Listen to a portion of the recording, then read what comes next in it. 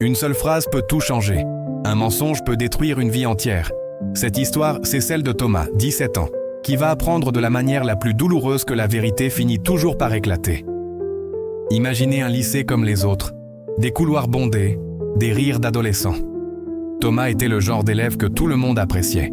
Intelligent, charismatique, il excellait particulièrement en mathématiques. Ce jour-là, le contrôle de maths s'annonçait particulièrement difficile. « Tu es prêt pour le test ?» demande Sarah, sa meilleure amie. « Comme toujours », répond Thomas avec un sourire confiant.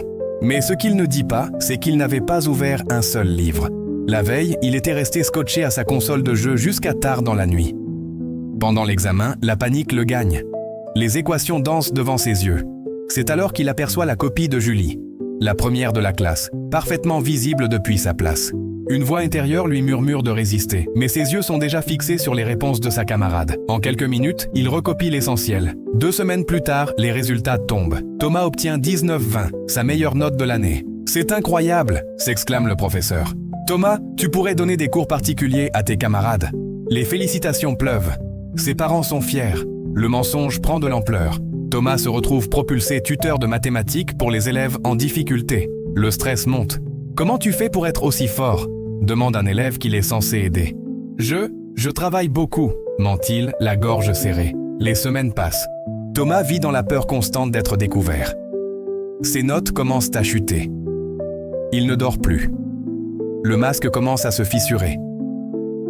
Un jour, Julie l'approche après les cours. « Je sais ce que tu as fait », dit-elle calmement. « J'ai vu ton reflet dans la vitre pendant l'examen. » Le monde de Thomas s'écroule. La honte, la culpabilité, tout remonte à la surface. « Je suis désolé », murmure-t-il, les larmes aux yeux. « Ce n'est pas à moi que tu dois des excuses », répond Julie. Thomas passe la nuit la plus difficile de sa vie. Le lendemain, il décide d'affronter la vérité.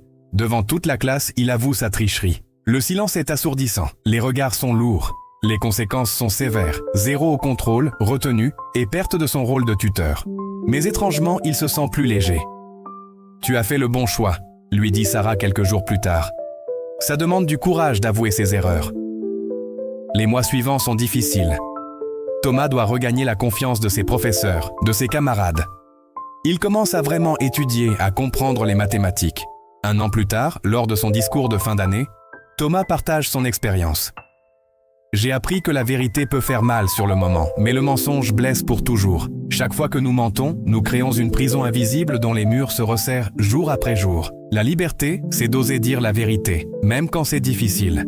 Morale, cette histoire nous rappelle que la vérité n'est pas juste une question de morale, c'est une question de liberté.